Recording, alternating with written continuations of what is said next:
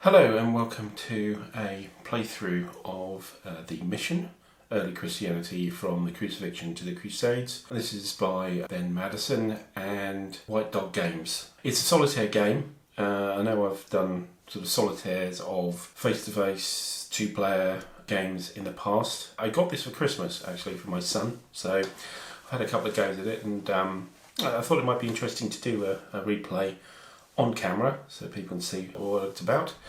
It's a folio game, so it's not in a box. This is the outside, as you can see in front of yourself, the front and the back of the folio. What we're looking at here is a solitaire game using what's known, I understand, is the States of Siege system, which is about being in the centre of the map board and being assailed from lots of different directions, from pathways into the centre, and trying to keep things at bay, like a kind of a board game version of a tower defence, I suppose. This is a little bit more sophisticated than that. Even though it is still rather procedural, that procedure does change, and you do have a lot of latitude on exactly what you want to do. So anyway, let's have a look at some of the components and then we can get on with the playthrough.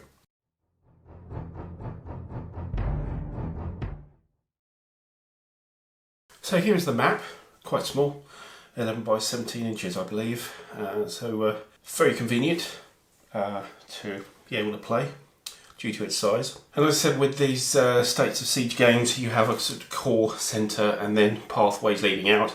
This is no different in its format. So we actually have Jerusalem in the centre. That's certainly your starting area. And then we have colour-coded pathways leading out. One going via Rome into Western Europe. One going through Constantinople up into Eastern Europe. One running through Armenia up through the Caucasus. One through Persia into India and eventually towards Mongolia. Into North Africa, there's two streams. One starts in Alexandria and then heads off down the Nile Valley down towards Ethiopia. And then finally across the top of North Africa here, we're going all the way across through Carthage and ending up sort of Morocco area. So these are the 6 paths and they're defined by A all the way around to F and also by a dice roll. So when doing randomising, you use that dice as which pathway you're talking about for something to happen. Also you'll note that each of them have 6 positions, 6 spaces on these tracks. And so therefore you can, with one dice, denote a pathway, and then with another dice, 1 to 6, you can denote a particular area on that pathway. Using 2d6, you could spot any of these points. Not Jerusalem, of course, there. So what else can we see? So we see these little Romanesque buildings here. There's one per path, and these are the major cities. Where you will establish, or you will attempt to establish, usually will, your Christianity core, which will be centred on a pope, or the equivalent of a pope, depending on which track you're on. So there's one each. Got Rome here for A, Constantinople for B, Armenia for C, Ctesiphon in Persia for D, Alexandria for E, and Carthage for F. The game itself will use these pathways, but it won't always be you in the centre and everything's trying to attack you from the outside as your standard States of Siege. There is some of that, but there's expansion, and also there is, if you like, an attack from the inside as well towards the end of the game, which is the rise of Islam. So we have Arab attack rolls here, which is only during towards the end of the game during the rise of Islam. We have a track here, 1 to 10, which is, it actually looks after 2 factors here. Solidus. Solidus is basically money, and you use that money to do actions during each turn.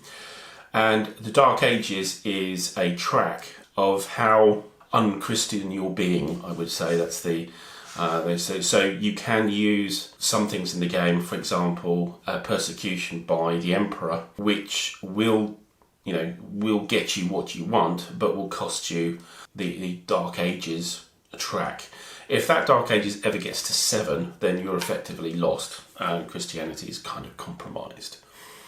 Over here we have 2 boxes, one for damaged armies, and finally we have Bible translations. So each of these tracks has a different, if you like, a language component, which is different from all the others. Bible translations are effectively giving you a 1 per turn use of the Bible to try and do something. Now that's usually trying to convert an area, trying to renounce a heresy, or possibly even defend against apostasy. But you have to create those Bible translations, and you start off with Greek, and then from Greek you can you can go to whichever one you want to, but that costs solidus, of course, to do that. Particular interest here is in Persia here. So these areas here, these 3 areas here. So that is a state of Persia, and Persia has there is no Roman Empire there. The Persians are separate. Persia can be helpful or not in conversions, and of course you've got Ctesiphon as your place. But you aren't going to be able to do too much on the military side to protect yourself. There's a Roman policy box here, which also doubles as an emperor box as well. So early on, when the Roman Empire is pagan, it denotes what the policy is for Rome on that turn. It can be what's known as Pax Romana, or it could be Lex Romana. And I'll go through that when we get through to the counters anyway. The idea here to win is to get a number of victory points at the end of the game. So you will earn victory points by doing certain things in the game, but you only count things at the end of the game. And the idea is to make Christianity as much of a force on the map as you can. Just the last couple of things to deal with here. You have what's known here as the box called the active wafer. And I'll go through the counters in a bit. The wafer counter is kind of like your random events chit, if you like, and you resolve that chit when it's in the box, and then you discard it and it doesn't come back into the game. The last thing is you'll see these double blocks, purple and green, in various areas. Those are there so that when Islam comes along and conquers that area, there is a special rule about what happens with that area. And that's what you'll find in this game, is some of the stuff on the map is only useful for a certain period of the game, and then it's not, or it's useless for the start of the game and then will become important later on. And we'll go through the turn sequence and the number of turns as well.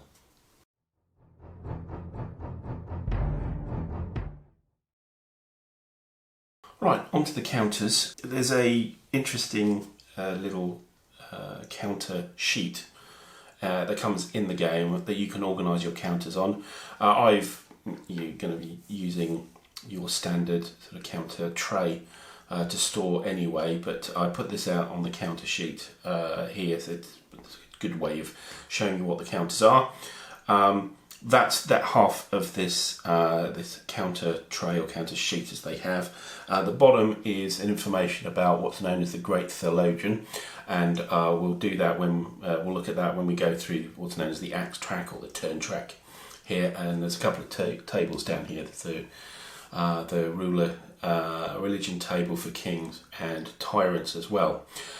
So before I talked about wafers, these are the wafer counters. There are 2 kinds. There are silver and there are gold wafers. The game starts with silver wafers only, and that's denoted by the number on one side being either the silver colour or the gold colour. The gold ones come in at the fall of Rome. Okay, you pick a chit out each turn at the start, and you denote what's in there. They've got 2 sides. If we take this one for example, so the little number here is just the tracking the actual counter. So that's counter number 3, but it doesn't really have any relevance in the game.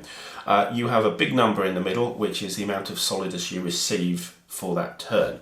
That can be boosted by each of your tracks, which has a pope in it, and at least 3 converted areas. That will give you an extra solidus. But generally, certainly at the start, you rely on this money. Money doesn't go from turn to turn. If you don't use it, you lose it. So it's your budget, if you like. This one also has a red dot. The red dot means there's a change in Roman policy from Pax Romana to Lex Romana. So it's whether Pax Romana is a very benign attitude by the pagan Roman Empire to to Christianity. Lex Romana is when there's persecution. Now that sounds bad in the game, but actually it's very good. When that happens, it gives you an ability to do some free conversions because of the persecution. It doesn't actually affect your board position at all in a negative way. Pax Romana allows you to adjust your flock. So each area will have field tile. These are the field tiles here. The number on them essentially is your victory points, really. Also, it's conversion toughness. And what you can do is you can throw away a cheap one and get an expensive one, but you have to pay solidus for that. So that's that side of the counter. Then you look at the other side of the counter. So here it's very simple. You've just got this blue sun emblem here. That symbol is the heresy symbol. And I'll go through the heresies in a while, but it just means pick a heresy and place. So that's an example here. This is, of course, a gold one. And on the back, you'll see that it's much more busier than the silver ones. This one is, there are going to be some jihads on this turn if Islam has arrived, if it's in the right turn for that. And then these are movements by the hordes. These are the barbarians, if you like, on each of the tracks, and they're going to try and turf out the Roman Empire and possibly cause Christianity to go into crisis in that area and apostasy to spread. What that basically means is they unconvert the area. These are, you'll always get 3 of those in a turn, and it denotes which track. This is B track, C track and F track, and the number is the number of spaces they attempt to move. And that move is kind of like a combat. Okay, so looking beyond the wafer tiles, we have the field tiles here. As I said, they have various strengths, which is the difficulty into converting, but also the victory points at the end. So the higher the number, the more worth it is.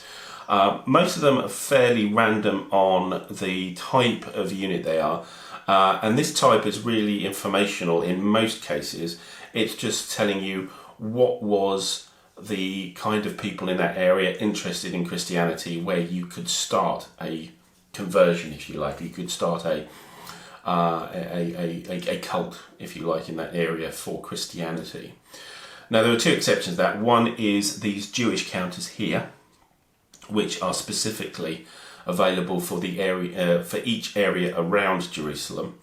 And so the Jews were the first listeners, shall we say, to the Christian message in those areas and to convert. So they're rather special here. Each of these, including the Jews, you flip them over, you get to a green side. That is a converted unit. So again, it may have a different value though, usually the same, but may have a different value. And they all come out green. They all have this Christianity symbol, this sort of cathedral idea. And they may have a letter here, a U, an H, or an M, depending, which is spaces which are useful to place a university, a monastery, or a hospital. And other than that, the only other ones are the women field tiles. So they act pretty much identically to all the others. However, if you have a bishop, and a bishop is the thing you will in most of the game be using to do conversions because he gives you a bonus. When a bishop moves to an area which doesn't have a field tile and places one, if it comes up as a women tile, the bishop takes a bit of umbrage at that and doesn't really want to talk to women, so therefore will retreat out of that space. It's annoying when they appear in game terms, but that's the only exception. All the others are pretty much the same. The Jews are a slight exception here. So that we have the field tiles there, and we will be placing those in those spaces when we move a bishop or an apostle into those spaces, and to see what's in there. And once they're placed, they're placed there, and then of course you can do the Pax Romana function to try and change them if you want to, but that's usually the only thing you do. Now, further on, we've got the Heresies here. The Heresies, there are particular named ones, and there are a general set. Now, this brings in the first of, if you like, kind of combat in the game, and that is defined as a number here, and as you can see, there are 3s, 5s and 4s. There are a few that start off on the game, particularly these Mithras counters. They are placed randomly on the board. The Ebionites, these are the Jews that accepted Jesus as a Messiah but weren't interested in the church so far, and they are 4s. And then we have Gnostics and Manichaeans, which are multi-counter heresies. And here we have the single counter heresies, which are generic, but they do have variable values. Let's see, the Paulician here is 5, 3 or 4. These act very much like the field tiles there for conversion, but they cover the field tile. So you have to defeat the heresy before you can get to the field tile to convert. And if they appear on a space that you have converted, you have to do something about it, or you may again get this apostasy and you could unconvert the field tile underneath. And of course the heresy stays there, so it's always a block to that space until you get rid of it. And the numbers, that's a d6 when you're doing the conversions or the heresy, trying to remove heresy.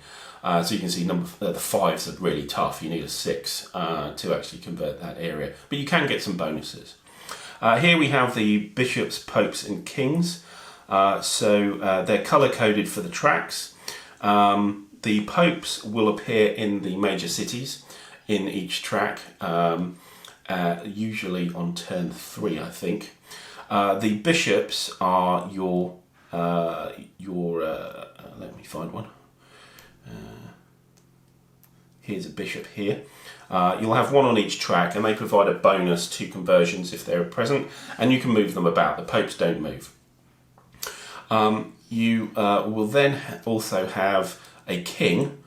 So here you have kings here, and this introduces a sort of military element into the game. So this hexagon function is what's known as a unit in the game, either an advanced unit, that's one that can move, or there's the units like the king which sit there. So a king is a bit like a heresy, but it could be good for you or could be bad. The king could be Christian, in which case he's kind of like a defensive unit, or he could be a tyrant, i.e. a pagan, in which case he's a bit like a heresy, and directly you have to do something about it or lose the space. So those are these counters here. Next one to the faith tiles. Now they're not used for a long period of the game. Certainly about halfway through the game they suddenly appear. We've got 2 fixed ones. One's Catholic and Orthodox, and the game is kind of set up as you are the Catholic faith. So this counter will always go on the Rome track. This will go onto the Greek track, the Orthodox. But these are variables, and they'll have a number on them. And effectively, when you pick these at random, when you're going to denote what faith is in each track, and that number you have to roll against to see if your Christianity accepts that difference or not. If it doesn't, there's a schism, and effectively that track is hostile to you, or not useful to you until you use what's known as a council to reconcile and bring them back into the fold so that you accept them. So that's these faith tiles. You'll have one of these per track. Then we have the jihads. This is around the rise of Islam here. So again, you'll have 6 counters here, one for each track, and they're like armies. As you can see, they've got a hexagon there with their number. So that number, because when you saw back on the king there was a V. A V stands for vulnerable, as in it's a defensive unit that just sits there and owns the space, but it is vulnerable to being killed. These have numbers, and these are what's known as advanced forces. So they can move and they can fight, and they fight with that value, and they do vary. We also have two informational counters here: Arab-occupied Jerusalem and Arab-occupied Spain. Those are just to denote special things about those spaces when Islam appears. And when we get to that point, we can go through it. It's not that complicated. We have various markers here. The Cult of Isis is like a heresy, but it's actually helpful and starts the ball in the game. It's easy to convert spaces with the Cult of Isis there, and once you convert, they disappear.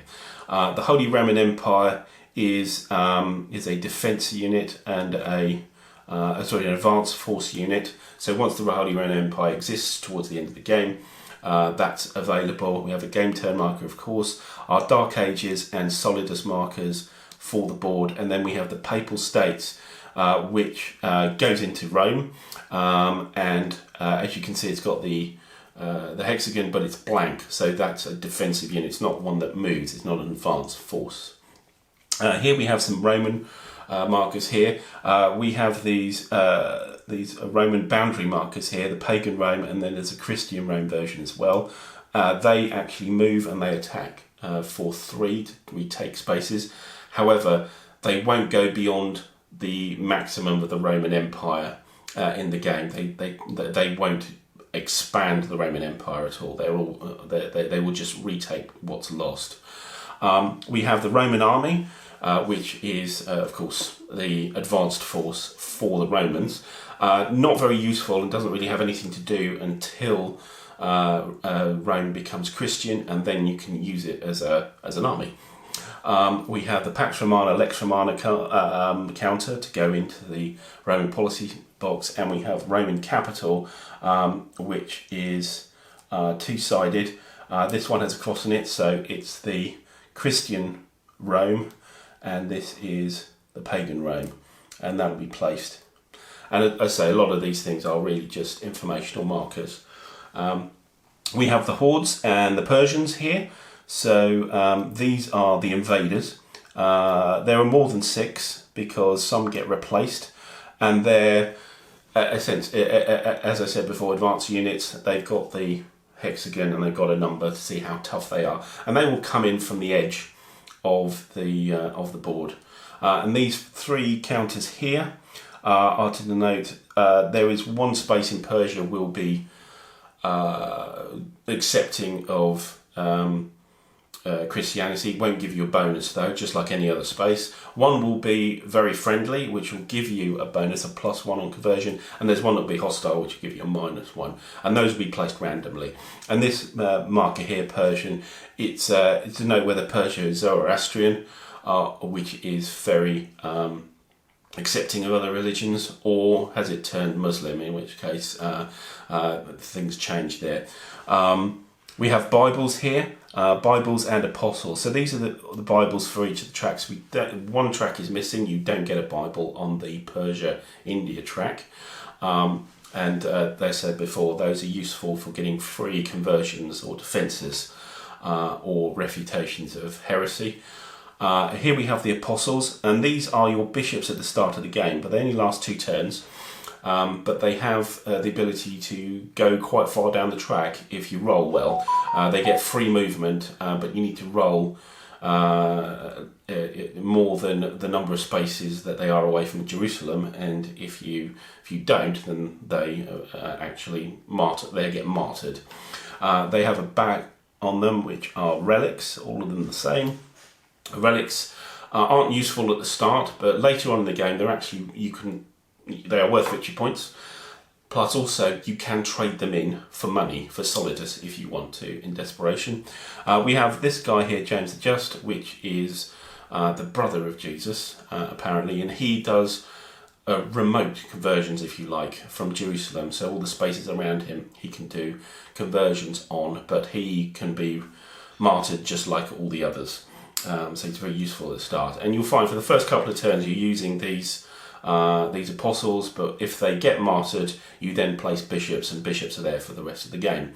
One thing on bishops I do want to also expand on is you can turn them into archbishops. If you ever get the bishop to the end of each individual track, he turns into an archbishop.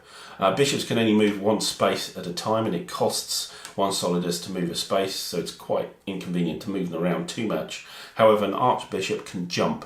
If you like, they turn from a bishop into a knight, if you like, and they can leap around to any of the spaces on their track. Knights here, these are, and you can see you've got a V hexagon on them. They're a bit like a friendly king. They can protect a space from outsiders, just walking into it. They also have, so knights are when you're within Christianity. If you want to place them outside Christianity, you place them as a pray for peace, they do the same job. And if they are removed, they're put in the damaged army boxes, just like the Roman army is if it gets knocked over. And finally, we have some infrastructure here. You've got 2 counters of each type: hospitals, universities, and monasteries. Hospitals are a defensive counter, as you can see. That's pretty much what they're there for. Monasteries allow you to save money. So as I said before, that you have to use up all your money for a turn. If you have a monastery on the board, for each monastery you can save one solidus into the next turn. So you don't have to drain your treasury. You can store up, but there's only 2 of them in the game. And finally, universities. Universities promote tolerance. So you'll see these 3 purple dots, which has appeared on a lot of things.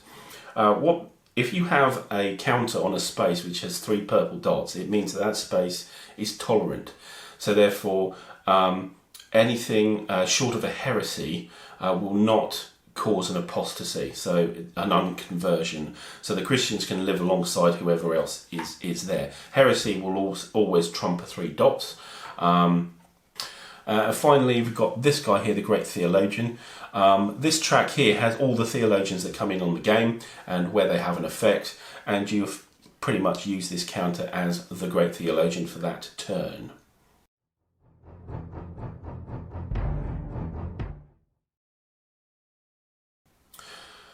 Right, over to the Acts track. So this is your turn record track, in effect.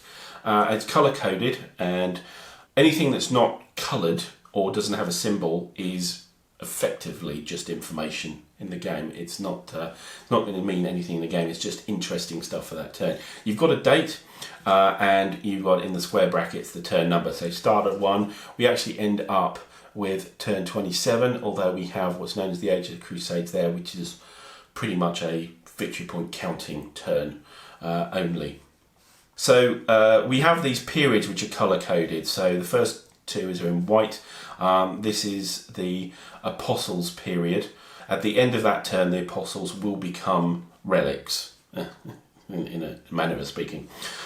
So then we're on to the yellow section. The yellow section is a pagan Roman Empire, but you have established Christianity. When we get to the purple, that's when Constantine has converted the Roman Empire, and then a lot of things change. We get relics, etc., to be worth something. But then the weight of the Roman Empire is working with you, rather than against you. When we get to the red is when Rome has fallen, and this is when the hordes will debut and will start to try and push back on the borders of Rome. Then we get on to the rise of Islam with the green, so that's when the jihads will appear for these 4 turns.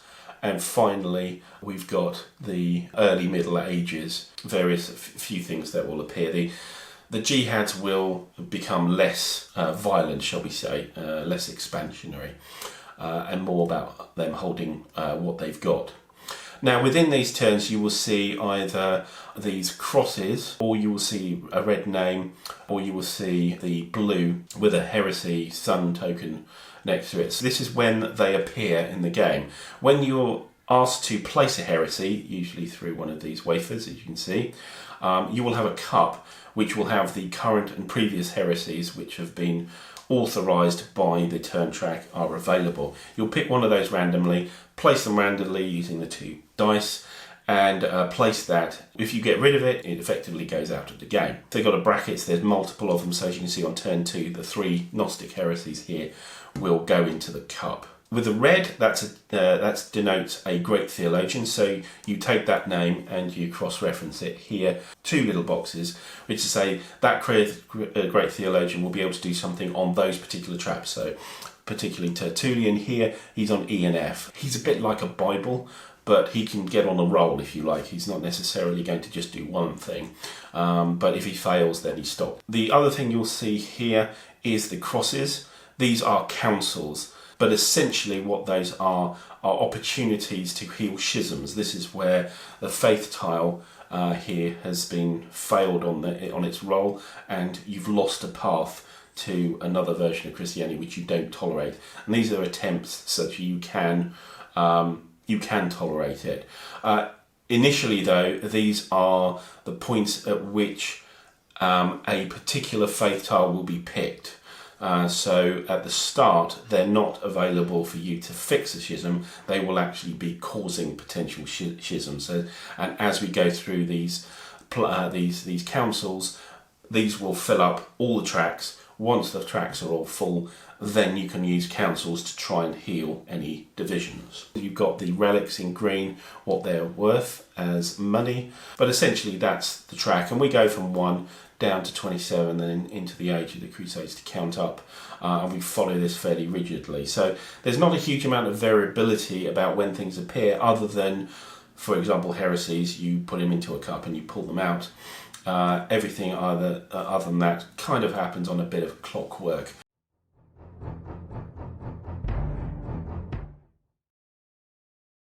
Well, finally, what I wanted to go through is the sequence of play here.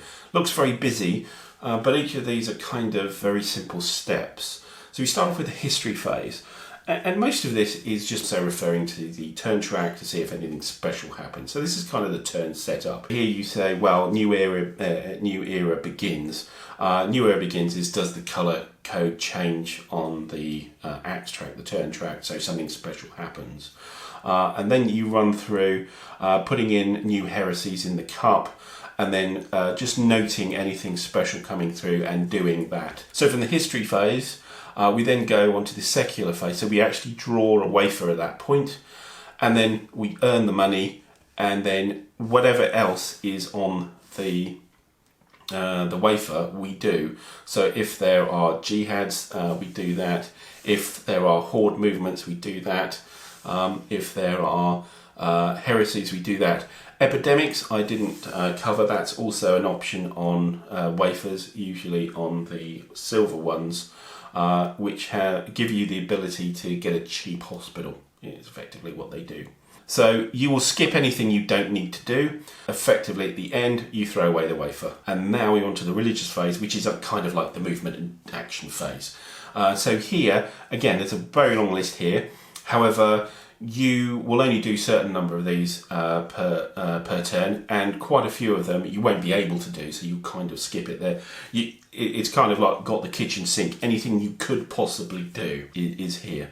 The most useful ones usually move a bishop, convert a land, and possibly use a Bible once they exist, possibly end a heresy. What I just want to pick up on here is build Melkites. So when I said you take the heresies and you throw them away, you don't actually do that. What you do is you flip them over. And if I take one of the heresies and put it here, if you flip them over, you'll get something called a Melkite.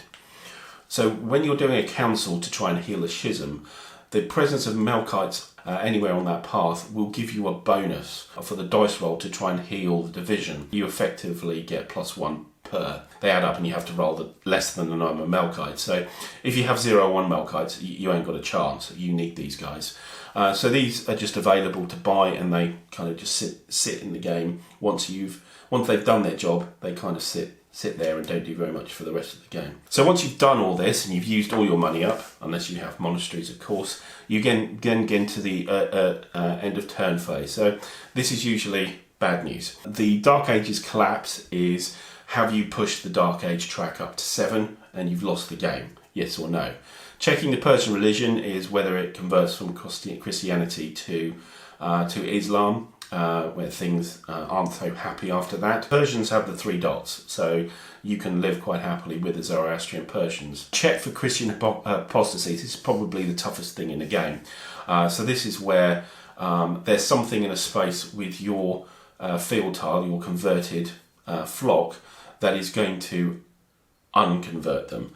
And that's what apostasy is. And that could be heresy, it could be a tyrant, it could be a horde, it could be Islam, it could be any of these that will basically set you back. And this is where you check the apostasy. The game end phase, and then there's just some reset. And that's it. So it's not as tough as it looks. To be honest, you'll probably be using 20 to 30% of the activities that are listed here per turn. The rest will be irrelevant for you, or something you don't want to do. So yeah, that's the sequence of play, and I think that's all I want to really cover for the game as is. There are quite a few other things going on here. There are little nuances, etc., but we'll meet that throughout the game, and we'll cover them there. So thanks for watching this video. I'll be posting the next video, which will be the start of the playthrough, which will be on turn 1, which is 30 to 60 AD, when Jesus has been resurrected and commanded the apostles to go out and spread the word.